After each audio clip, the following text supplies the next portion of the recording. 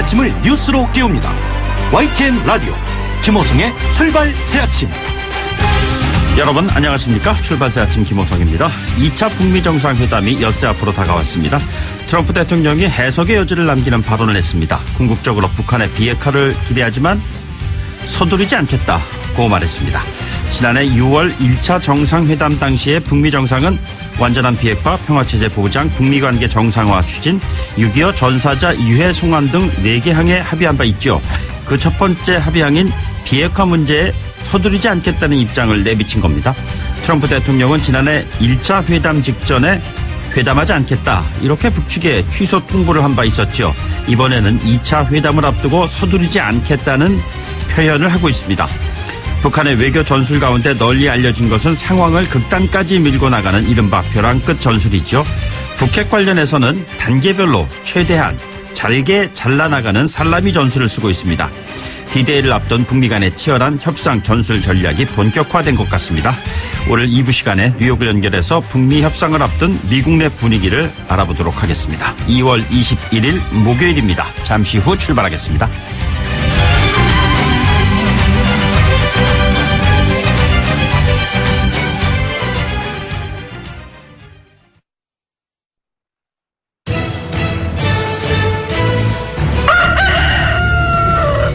꼭이었고 출근길 꼭 알아야 할 뉴스 이종래 꼭 뉴스. 네, 시사평론가 이종원 박사 연결하겠습니다. 박사님 안녕하십니까? 네, 안녕하세요. 네, 오늘 2차 북미 정상회담 최종 의제 실무 협상이 있을 예정이죠? 네, 그렇습니다. 김혁철 북한 국무위원회 대미특별대표가 어제 먼저 하노이에 도착을 했습니다. 네네. 기건 미국 국무부 대북정책 특별대표도 어제 밤 새벽 그리고 사이에 도착할 거라고 지금 보도가 나왔기 때문에 아마 도착하지 않았을까 싶고요. 오늘부터 이제 의제 그리고 합의문 최종 조율에 들어갈 예정입니다.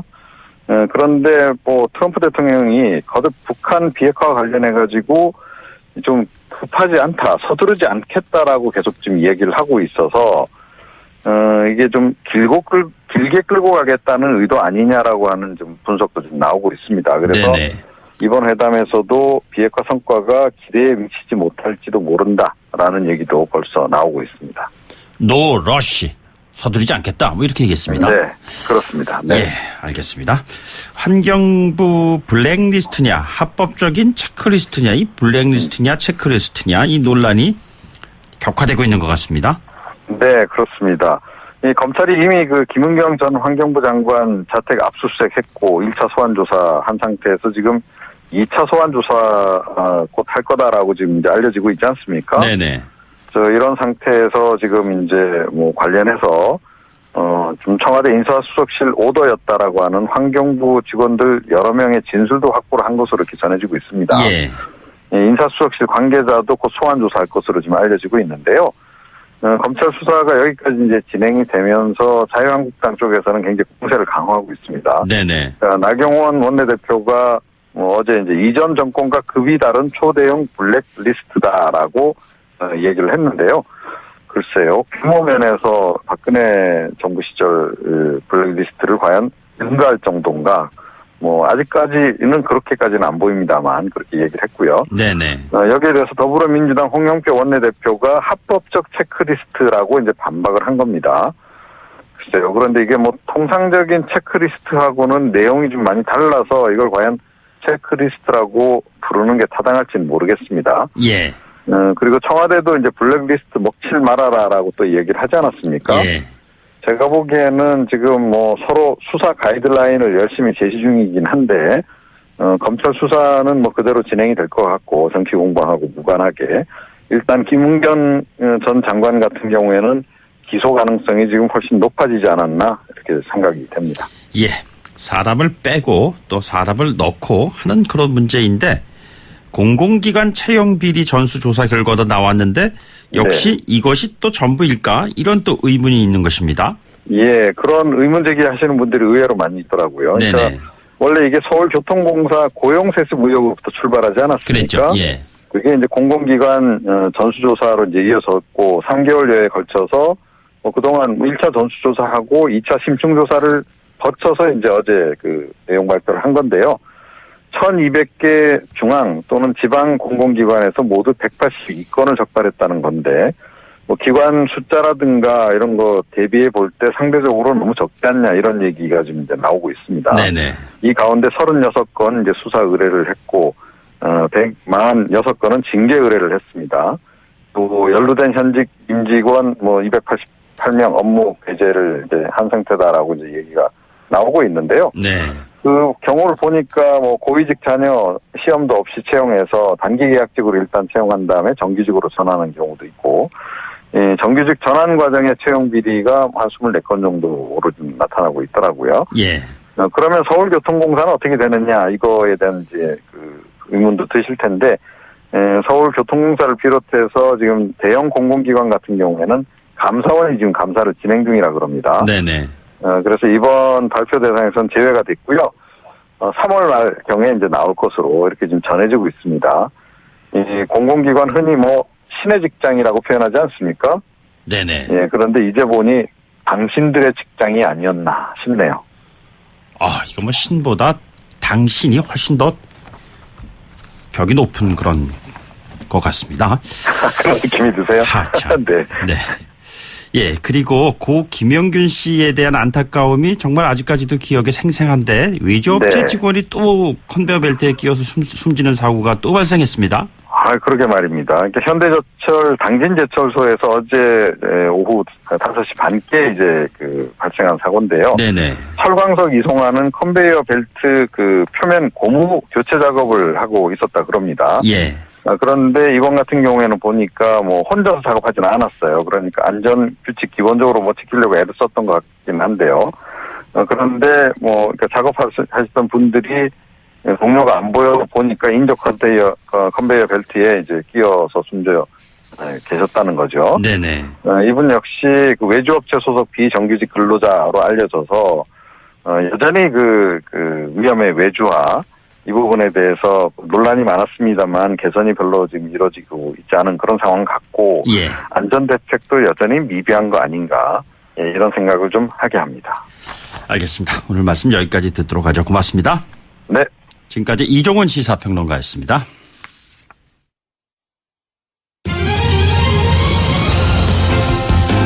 가장 뜨거운 이슈 오늘의 헤드라인 출발 새 아침 헤드라인 인터뷰.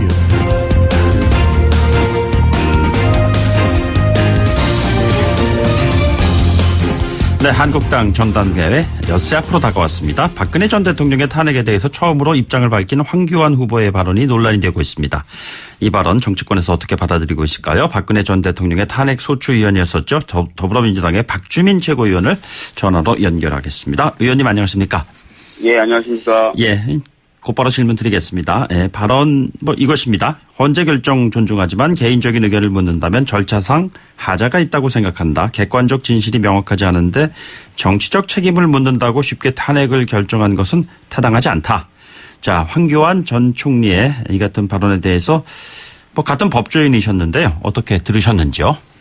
일단은 두 가지 면에서 저는 문제가 있다고 생각합니다. 첫 번째는 탄핵이 진행됐던 전체적인 과정, 그리고 그 과정을 둘러싼 국민들의 요구를 무시한 것이라고 보여집니다. 네네. 무슨 말씀이냐면 탄핵이 발의되려면 제적 과반수 국회의원의 동의가 네네. 있어야 되고요. 탄핵이 결의가 되려면 3분의 2, 제적 3분의 2 국회의원의 동의가 있어야 됩니다. 네네. 그런데 다 아시겠지만 처음에는 국회의원들이 그렇게 적극적이지 않았어요. 예. 그런데 국민분들이 촛불을 들고 광장에 모이시고 요구를 강하게 하시니까 하나둘씩 마음을 바꿔서 3분의 2를 가까스로 채워서 탄핵이 된 거거든요. 네네. 이 과정을 보면은 국민들의 열망, 국민들의 요구가 얼마나 강했는지, 또 그것을 정치권이 어떻게 수용했는지를 아실 수가 있는데, 그런 과정들과 국민들의 요구를 무시했다는 것이고요. 두 번째는 정치적 책임을 묻는다고 탄핵을 결정한 것이 타당하지 않다라고 말씀하신 부분인데요. 네네. 탄핵은 엄격히 말씀드리면 정치적 책임을 묻는 제도입니다. 네네. 예, 그렇기 때문에 법조인으로서 이 부분은 아예 이제 개념에 대해서도 좀 혼동을 하신 것 아닌가 이렇게 생각하고 있습니다. 예, 탄핵 과정에 대한 부분, 정치적 책임에 대한 부분 다 잘못된 인식이다라는 생각을 가지고 계시는 것 같은데 그렇다면요. 한 가지 더 박근혜 전 대통령은 돈을 한 푼도 받지 않았다. 이런 상황에서 탄핵이 타당한지 동의할 수 없다. 이런 발언에 대해서는 어떤 생각 가지고 계시는지요? 지금 박근혜 전 대통령이 탄핵됐던 사유가 여러 가지가 있습니다. 지금 뭐 돈을 받았다 이런 부분도 있죠. 그렇지만 다른 부분들도 있는 것이거든요. 그걸 전체적으로 봐야 될 것 같고 특히 돈을 받지 않았다라고 자기는 이제 생각을 하시는 것 같아요. 황 전 총리는. 네네. 그런데 지금 나오고 있는 사실관계, 지금 드러나고 있는 여러 가지 것들을 보면은 이렇게 생각하시는 국민들이 과연 계실까? 저는 아니다라고 보는 거죠. 네. 이것은 아까도 말씀드렸던 그런 어떤 과정과 역사적인 사실 이런 것들을 전부 다 좀 무시하는 발언 아니신가 이렇게 봅니다. 예. 그렇다면 황교안 전 총리가 한 발언을 본인이 뭐 사과를 한다든가 정정을 한다든가 이럴 필요가 있다고 보십니까? 사실 황교안 전 총리는 총리 당시에 권한대행 당시 이미 탄핵에 대해서 긍정을 했거든요. 네네. 그런데 지금 와서 그렇게 발언하는 것 자체가 앞뒤가 또 안 맞아요. 본인이 예. 했던 말로도. 그리고 또 탄핵에 대해서 부동의하는 것처럼 얘기했다가 또 제가 듣기로는 백브리핑에서는 또 그런 건 또 마치 아닌 것처럼 또 얘기를 하고 있는데 예. 본인의 입장을 명확하게 정리해서 밝힐 필요가 있고요. 그렇게 밝히는 입장은 당연히 저는 탄핵에 대해서 더 이상 부정하진 않아야 된다 이렇게 생각하고 있습니다. 예, 뭐 OX만 있는 것이겠느냐, 세모표도 있을 수 있다 이런 입장을 좀 얘기하기도 한 것 같습니다. 근데 그 당시 아시겠지만 권한대행이었고 또 국정농단 시절에는 법무부 장관 그리고 한창 국정농단이 무르익을 때는 총리였고 그런 분이 이렇게 태도를 취하시면은 안 되죠. 예. 네. 어쨌든 집권여당의 의원으로서요. 제1야당의 전당대회를 앞두고 지금 현재 벌어지고 있는 소위 말해서 극우 세력들이 전당대회를 점령했다 뭐 이런 비판까지 나오고 있는 상황을 어떻게 받아들이고 계십니까? 다른 당 전당대회에 대해서 제가 이제 얘기하는 게 조심스럽긴 한데요. 워낙 발언의 내용과 수위가 심각해서 한 말씀 드린다면은 5.18 관련된 발언만 해도 사실 이것이 수차례의 어떤 역사적인 과정들 그리고 국민들의 합의에 의해서 인정되어 왔던 내용들 깡그리 무시한 것 아닙니까? 네네.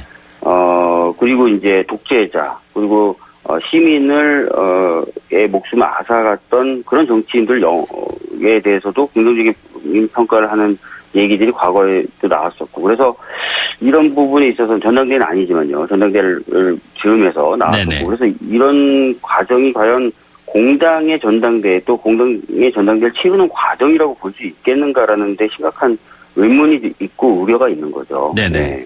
그런데 이 같은 현상이 한국당의 어떤 전당대회 열기를 고조시키는 그런 가운데에서 벌어지고 있고 일부 지지자들은 또 열광하고 있습니다. 왜 이 같은 일이 벌어진다고 보십니까? 아무래도 이제 작년 말부터 그 입당 러시가 이루어졌다고 하는 거죠. 박근혜 전 대통령의 탄핵을 반대하는 분들의. 네네. 그러다 보니까 이제 그분들이 생각하는 방향이라든지 이런 것에 대해서 호소력을 좀 갖춘 주장을 하고 싶었을 거예요. 예. 그런 부분이 있다고 하더라도 제가 말씀드렸던 것처럼 하지 말아야 될 것이 있고 넘지 말아야 될 선이 있는데. 네네. 그것이 지금 잘 제어가 안 되고 있는 것 아닌가 그런 생각이 드는 겁니다. 예, 이런 분위기에서 황교안 전 총리가 만약에 제1야당 당대표로 당선이 된다면은 앞으로 전국을 펼쳐나가는 데 있어 우선 집권 여당의 입장에서 어떤 입장을 견지해야 된다고 보시는지요? 지금 나오는 발언이 만약에 이후에 당 운영 방향에도 그대로 반영이 된다면 굉장히 좀 국회에서 논의를 하거나 또는 여러 가지 어떤 일을 하는데 어려움이 있을 것 같습니다. 굉장히 네네. 좀 구시대적인 색깔론 얘기도 계속 나오고요. 지금 예. 북한과 미국이 곧 정상회담을 다시 해서 한 번 더 평화가 좀 더 진척되고 이런 상황이 전개될 텐데 그런 시대적 상황하고도 잘 안 맞는 것 같고요. 그래서 걱정이 되는 건 사실입니다. 예. 알겠습니다. 질문 다른 이슈로 좀 돌리도록 하겠습니다. 최근에 김경수 지사 판결문 분석 기자 간담회 열렸지 않았습니까? 그런데 이 간담회에 네네. 열린 취지 그리고 판결문의 분석 결과가 어떤 공통된 의견으로 모아졌는지요? 이 간담회를 개최했던 취지는요, 외부의 전문가들이 이 판결문을 봤을 때는 어떤 분석 결과를 내놓을 것인가였습니다. 네네. 그런 것들을 좀 저희도 알고 또 기자분들도 아셨으면 좋겠어서 했던 행사고요. 외부 전문가로 변호사 한 분 그리고 검찰과 변호사를 거치고 지금 현재는 법학전문대학원의 교수로 계신 분 이렇게 두 분을 모셨는데 두 분의 공통된 의견은 물적 증거는 상당히 부족한 상태에서 네네. 김경수 지사와 적대적인 관계에 있는 사람들의 진술, 특히 조작됐다고 볼 수도 있는 징후가 농후한 진술에 의존해서 네네. 사실관계를 인정한 것 아니냐라는 것이었습니다. 네네. 자, 그런데 일각에서는 김경수 지사 구하기, 재판 불복, 삼권 분립은 드는 권력 남용 이런 비판하고 있습니다. 어떻게 받아들이시는지요? 제가 이제 항상 말씀드리는 건데요. 삼권 분립이라고 하는 것은 국민으로부터 나온 권력을 입법, 사법, 행정으로 나눠놓는 데에서 그치는 것이 아니라요. 네네. 이 권력이 서로 견제함으로써 잘 작동하게 만들고 또 국민의 기본권을 보호하도록 하는 것입니다. 네네. 즉 견제라는 것이 항상 들어가는 거예요. 예. 그렇기 때문에 입법부는 행정부와 사법부가 하는 행위에 대해서 항상 비판하고 평가를 합니다. 예. 제가 법사위 소속인데요. 법사위 상임위가 열리기만 하면 법원의 판결에 대해서 주로 이야기를 합니다. 예. 그러니까 그렇기 때문에 이런 부분에 대해서는 저는 동의하기가 어렵다라는 말씀을 좀 드리고요. 네네. 두 번째는 그 재판 김경수 살리기다라고 얘기하는데요. 네네. 솔직히 오히려 이런 평가가 많아요. 김경수 지사가 항소심을 받아야 되는 상황인데 법원에 대해서 비판적인 목소리를 내는 것이 좋을 것이냐. 법조계에서는 판사 기분 상해죄라는 것이 가장 심각하고 무서운 죄다라는 농담도 있을 정도예요. 네네. 그렇기 때문에 이것이 단순히 저희들이 김경수 지사를 살리기 위해서 하는 것이다. 그렇게 보시면 좀 부족한 부분이 있고요. 저희들은 문제 있는 판결에 대해서는 정당한 평가를 내리고 또 전에도 계속 저희들이 얘기해왔던 사법개혁이란 것은 원래부터 해왔던 것이고 더 열심히 해야 된다는 거죠. 김경수 지사가 구속이 됐다고 해서 사법개혁을 이런 목소리를 떨어뜨린다든지 낮춘다든지 하는 것은 있을 수 없다. 네네. 이런 차원인 것입니다. 네네. 네. 지금 저 의원께서 말씀하신 사법개혁 말씀하셔서요. 질문을 좀 연관된 질문을 드리면요. 지금 법관 탄핵 이야기가 나오고 있습니다만 네. 정의당 쪽에서 명단을 제출한 것 이외에는 특별히 그렇게 신통치 않은 그 반응인 것 같습니다. 이 부분을 앞으로 어떻게 풀어가야 된다고 보시는지요? 사실 이제 법관 탄핵에 대해서는 이해찬 당대표님께서 밝히신 대로 실무적인 준비는 다 끝났습니다. 그런데 이 법관 탄핵을 하기 위해서 명단을 발표하게 되면은 발표한 명단에 든 판사의 경우에는 사직을 할 가능성이 굉장히 크겠죠. 사직하면 그 유효성이 없어진다는 말씀이신가요? 탄핵을 할 수가 없습니다. 네네. 탄핵을 할 수 없고 그래서 그런 부분 그다음에 탄핵이 완성되려면 151표를 모아야 됩니다. 그러려면 예. 저희 당만으로는 어렵고요. 그래서 야당과의 여러 가지 이야기를 나누면서 탄핵을 할 수 있을 상황을 좀 만들고 그다음 전격적으로 명단을 좀 발표하는 그런 식으로 가야 될 것 같다는 생각이 듭니다. 예, 네. 그래서 그 민주당, 정의당을 제외한 나머지 한국당이라든가 바른미래당, 민주평화당 쪽에서는 소추에 반대를 하거나 또는 여기에서도 삼권 분립의 훼손의 우려가 있다는 그러한 우려를 표명하는 의원들이 있는 거 아니겠습니까? 지금 현재 이제 말씀하신 대로 정의당은 동의를 하고 있고요. 그다음에 네네. 민주평화당은 원래 당론으로 탄핵하겠다고 얘기를 했던 당입니다. 예. 근데 이제 와서는 조금 다른 목소리를 내셔서 저희들이 굉장히 안타깝게 생각하고 답답하게 생각하고 있지만 그래도 네네. 계속 설득하는 작업을 하고 있고요. 바른미래당 역시 원래는 시기상조론 이렇게 얘기하시다가 최근에는 좀 반대다라는 입장을 표명하시는데 과연 당론으로 반대를 할지 네네. 이런 부분은 저희들이 좀 더 확인을 해보고 또 필요하다면 설득도 해나가는 작업을 해야 될 것 같습니다. 알겠습니다. 조금 다른 얘기인데요. 최근에 그 환경부 블랙리스트 논란이 계속 좀 가열되고 있는 것 같습니다. 물론 청와대에서는 과거 정부의 블랙리스트와는 다르고 블랙리스트란 먹칠을 삼가달라 이런 언급까지 하고 있습니다. 이 문제 어떻게 풀어나가야 한다고 보십니까? 사실 이제 어떤 인사를 위해서 대통령 인사를 위해서 필요한 정보를 모으고 그 정보에 대해서 평가를 하는 작업들은 어느 정권이나 있었습니다. 만약에 네네. 그렇지 않으면 인사권자가 인사를 할 수가 없죠. 그렇기 때문에 그런 작용을 두고 지금 과거 정부가 운영했었던 그런 블랙리스트, 정말 어떤 사람을 굉장히 표적으로 해서 여러 가지 어떤 불이익을 집중적으로 준다는 어떤 블랙리스트하고 같은 것이다라고 지금 자유한국당 쪽에서는 주장을 하고 있는 것으로 보여요. 그래서 네네. 지나친 좀 정치 공세 아닌가라는 것이 입장입니다. 예. 조윤선 전 장관 그리고 김기춘 비서실장 이 시절에 있었던 블랙리스트 논란과 관련해서 그 당사자들이 감옥에 가고 그러지 않았습니까? 그것과는 네네네. 다른 종류라고 생각을 하시는 건지요?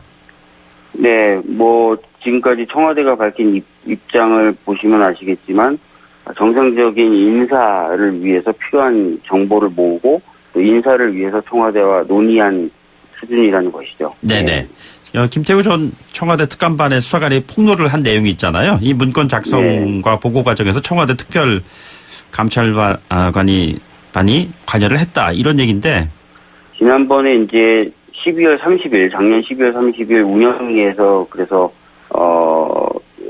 거의 하루 종일 이 문제를 다뤘지 않습니까? 그때 나왔던 자료들 기억나시겠지만, 김태우 특감반이 얘기했던 그런 분들이 임기를 다 채우거나 심지어 임기보다 더 길게, 그 자리를 지키셨던 케이스들이었잖아요. 그리고, 피해자라고 주장하셨던 분 녹취록도 틀었는데 사실상 그분이 임기를 다 채우고 정상적인 퇴임시까지 거치고 나가신 분이고 사실 알고 봤더니 자유한국당이 추천했던 분이었던 거잖아요. 예. 그렇기 때문에 지금까지 드러난 것을 보면은 블랙리스트라고 할 만한 것이 없는 거죠. 예. 네네. 알겠습니다. 마지막 질문 좀 드리겠습니다. 간단하게 답변만 부탁드리겠습니다. 이명박 전 대통령 보석 신청 받아들여져야 한다고 보시는지요? 안 돼야 한다고 보시는 건지요? 지금 보석 신청 사유가 건강 문제예요. 그렇습니다. 예. 진짜 건강 문제가 심각한지 아닌지부터 면밀히 좀 따져봐야 될 것 같아요. 네네. 제가 알기로는 이명박 전 대통령의 건강이 상당히 좋고 건강 관리에 꾸준히 신경 써왔던 분으로 알고 있거든요. 네네. 이 부분부터 먼저 확인을 돼야 되지 않을까 이런 생각입니다. 알겠습니다. 오늘 말씀 여기까지 듣겠습니다. 네, 감사합니다. 지금까지 더불어민주당 박주민 최고위원이었습니다. 저는 2부에 돌아오겠습니다. 뉴스를 만들어내는 뉴스, 이슈를 끌고 가는 이슈. 아침을 여는 정통 아침 시사. YTN 라디오 김호성의 출발 새아침. 네, 북미 정상회담 앞두고 트럼프 대통령이 서두르지 않겠다고 얘기했습니다. 왜 서두르지 않겠다고 얘기한 것일까요? 뉴욕을 연결해서요. 뉴욕의 김동석 뉴욕 시민참여센터 상임이사로부터 이 부분에 대한 배경 이야기를 좀 들어보도록 하겠습니다. 잠시 뒤 돌아오겠습니다.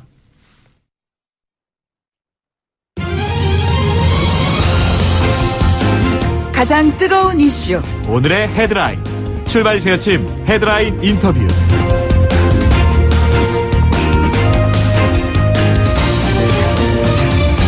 네, 지난주에 우리 의회 대표단이 미국을 방문해서 낸시 펠로시 하원 의장을 비롯한 미국 조야의 정치인들을 만났습니다. 생각보다 빅딜. 이것과 연관된 기대감이 그렇게 크지 않다. 이런 분위기가 전해지기도 했습니다. 그런 가운데 트럼프 미 대통령이 하노이 2차 북미 정상회담을 앞두고 서두르지 않겠다라는 표현을 했습니다. 자, 이 발언의 배경 어떤 것인지 한번 저희들이 들어보도록 하죠. 뉴욕 시민참여센터의 김동석 이사를 연결하겠습니다. 이사님 안녕하십니까? 네, 안녕하세요. 지금 미국 뉴욕은 퇴근 시간인가요? 아니면은? 네, 오후 5시 45분. 아, 그렇군요. 예. 이쪽에선 지금 트럼프 대통령이 서두를 것이 없다라는 그런 발언에 대한 해석이 좀 분분한 것 같습니다. 이 배경이 어떤 거라고 지금 생각하고 계시는지요? 오늘 또, 여기 시간 여기 오늘 오후니까요. 오늘 오후에 백악관 기자들하고 간담회에서 대통령이 또, 이달 말 김정은 위원장과 만나는 게 마지막 회담이 아니다. 이런 발언한 게 이제, 지금 이걸 가지고 논평들을 하고 있는데요. 뭐 3차가 있고 4차가 있고 이렇다는 건가요? 그렇죠. 앞으로도 계속 하고 있다. 한두 번에 끝날 거 아니다. 앞으로 계속 해 나갈 거다라는 이렇게 대통령이 발언한 거에 대해서 이어서, 같은 내용이라고 보여지는데요. 네네. 그 트럼프 대통령이 이전하고 다르게 대단히 침착하게 이거를 하고 있다라고 해서 이렇게 미국 시민사회에 내보이고 있는 거다 이렇게 보여지고요. 네네. 그다음에 트럼프 대통령의 대북 정책을 그 반대하는 곳을 겨냥해가지고 그 트럼프 대통령의 대북 정책을 우려하는 데는 이제 그 북에 대한 제재가 계속 유지되냐 이런 문제가 많이 오고 있기 때문에 네네. 제재는 잘 유지되고 있다. 그리고 나는 그 계속해서 회담을 한다는 게 대북한 이 협상에 자신감을 좀 보이고 있는 거다. 오히려 북한을 비핵화까지 제재를 유지하면서 압박을 해나가고 있다. 이런 그 대북한 협상에 자신감을 내보인 거다. 이런 논평이 있고요. 그다음에 북한이 핵미사일 실험을 하지 않는 한 비핵화 협상 장기적으로 진행해가는 게 맞다. 그렇게 갈 수밖에 없다. 이런 걸 시사한다고 그 전문가가 얘기하는 것도 있고요. 그다음에 이제 민주당을 비롯해서 정치적으로 트럼프 대통령을 반대하고 비판하는 세력을 염두에 두고서 2차 정상회담에서 뭐 그렇게 크게 나올 거로 기대하지 않아도 된다. 그런 기대치를 좀 상쇄시키는 미리 발언 이런 거 아니냐. 지금 트럼프 대통령 하노이 정상회담 앞두고서 이렇게 계속해서 회담을 이어갈 거다. 그리고 금방 하지 않고 이번이 마지막 회담이 아니다. 이렇게 나오는 그런 얘기가 이런 뜻이 담겨 있다라고 하는 게 이제 미국 여론의 논평입니다. 네네. 그 트럼프 대통령이 지금 북한과 협상하는 그런 그 과정에서 대표부 설치 뭐 이런 얘기도 지금 나오고 있고 그렇습니다. 자, 이 같은 메시지 관련해서 너무 미국이 북한에 양보를 하고 있는 것이 아니냐라는 그러한 의견들은 없습니까?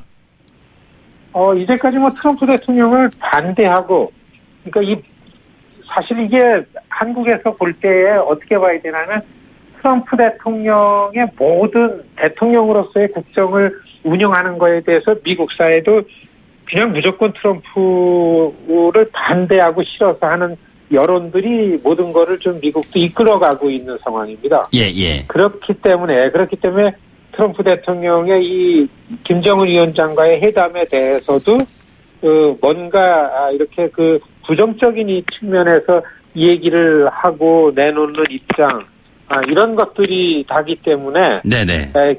그 저변에는 그동안 북에 대한 불신이나 김정은 위원장에 대한 이 외부 세계에 알려진 그런 모습들을 밑에 깔고서 트럼프 대통령이 성급하고 충동적이고 이 북을 잘 몰라서 그렇다라는 거는 뭐 처음이나 지금이나 그렇게 우리하고 부정적인 여론을 만들고 이끌고 가는 건 맞는데 네네. 시민들 입장에서는 트럼프 대통령이 북한하고 하는 거에 대해서는 이전하고서 많이 다르게 긍정적인 부분으로 변했다고 보는 게 맞습니다. 왜냐하면은 트럼프 대통령이 지난 그 시정연설에서요. 네네. 시정연설에서 트럼프 대통령이 연설을 하거나 공개적으로 하는 일에 대해서 그 팩트 체크하는 것들이 계속 있었습니다. 예. 거짓말이다, 뭐 가짜다 이렇게 나오는 거 있었는데 트럼프 대통령이 북에 대해서 한 일에 관해서는 그런 게 별로 없었습니다. 네네.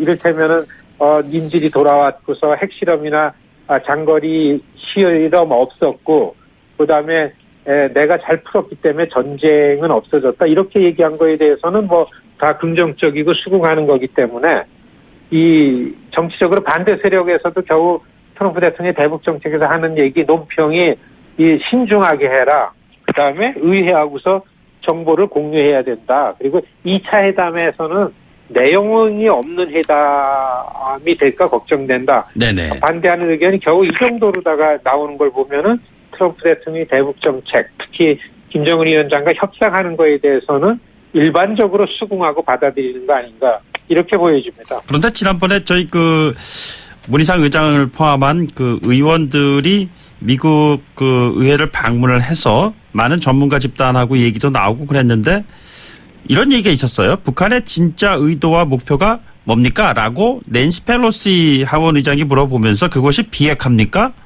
비무장입니까? 라고 그랬는데 이게 좀 해석이 좀 잘못됐었던 모양이에요. 북한의 비핵화, 남한의 비무장화라고 그랬는데 남한이라는 표현은 아니었다고 그런 것 같고요. 그러니까 북한의 비핵화와 비무장화와 관련된 낸시 펠로시 하원 의장의 이 의견이 미국 내 트럼프 대통령이 추구하는 비핵화 협상과 관련된 반대쪽 사람들이 가지고 있는 보편적인 생각입니까? 저는 일단은 좀 이것이 옳게 전해지지 않았나. 저도 그 낸시 펠로시 의장을 만나는 자리에 배석을 안 했기 때문에 모르는데요. 네네. 제가 알고 있는 낸시 펠로시 의장이라는 분의 이런 그 발언하는 성품이나 그다음에 그 갖고 있는 입장 같은 걸 봐가지고서는 특정하게 한국이 북이랑 하는 거에 대해서 뭘 우려해서 그렇게 발언하실 분은 아니라고 보고요. 예. 다만 이제 낸시 의장뿐만 아니라 지금 민주당 지도부가 지금 갖고 있는 거는 북에 대한 이슈에 대해서 면밀하게 파악하고 그러는 것보다는 지금 모든 면에서 트럼프하고 반대 입장에만 쓰고 있는 상황이거든요. 네네. 만일에 트럼프 대통령의 그 대북 정책에 대해서 금방 그 민주당 지도부 특히 낸시 의장한테 물어본다 그러면 지금은 금방 그냥 트럼프에 대한 화풀이를 할 것 같아요. 예. 트럼프 대통령에 대한 불만이나 화풀이나 계속 전쟁을 하고 있는 중이기 때문에 그런 분위기가 우리 대표단들에게 전달하는 과정에서 그렇지 한 가지 제가 여기서 그 한국 미디어에 나온 거를 볼 때는 낸시 의장이 우리 대표단들에게 대해서 일본에 관해서 언급을 한 부분이 뉴스가 됐어요. 네네. 그게 뭐냐면은 일본하고서 이렇게 관계가 좋아져야 된다는 입장에서 낸시 의장이 의견을 냈다라고 나와 있는데 네네. 그것이 일본 편을 들었다 이렇게 전달됐는데 낸시 펠로시 의장은 일본에 관해서는 한국 정치인이나 한국인들을 보면 제일 먼저 얘기하는 게 일본이 한국에 대해서 과거에서 잘못 저질렀던 일에 대해서 그 진정으로 사과하고서 그런 것들을 가해자 입장에서 잘 일본이 풀어내지 않으면 안 된다라는 그런 결의안을 낸 거를 굉장히 자랑스럽게 생각하고 그런 얘기를 분명히 했을 거라고 봅니다. 그렇기 때문에 저는 한국이 북에 대해서 어떻게 해야 된다라는 걸 특정하게 꼬집어서 한국에 대해서 어떤 메시지를 낸시 의장이 냈다라기보다는 네네. 트럼프 대통령이 의회하고 같이 뭔가 공유하지 않는 거에 대한 이러한 우려에 대한 발언들이 나왔다 이렇게 보여집니다. 예. 알겠습니다. 지금 한국 정부 입장에서 봤을 때 문재인 대통령이 어제 트럼프 대통령과 전격적으로 전화 통화를 했고요. 남북 경협과 관련된 이야기 좀 더 크게는 제재 완화 뭐 이런 것들이 좀 다뤄질 것이다. 이런 기대가 좀 나오고 있습니다. 자, 이 타임에서 한국 정부는 2차 북미 정상회담 앞두고 어떠한 입장을 견지해야 된다고 보시는지요?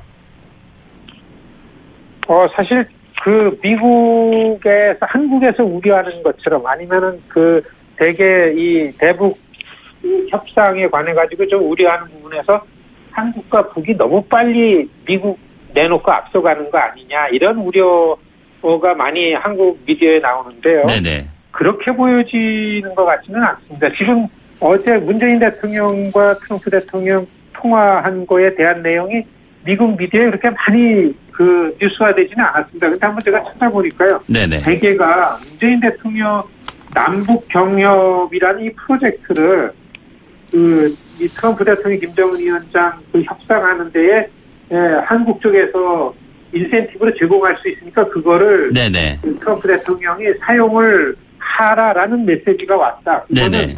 한국이 미국이랑 긴밀하게 협력을 하고 있구나라는 그런 표시가 된다라는 논평이 있고요. 그다음에는 한국의 역할이 있다. 그러니까 이거를 트럼프 대통령이 최대한 사용하기 바란다라는 문재인 대통령의 메시지라고 뭐 이렇게 하는 게 많이 나오진 않았지만 그렇게 공통적으로 다 해석을 하고 있고요. 그리고 네네, 알겠습니다. 트럼프 대통령이 사실 아베 총리하고도 그 다음에 전화로 통화를 했습니다. 예, 이사님 좀 마무리 좀 해주셔야 될 것 같습니다. 예.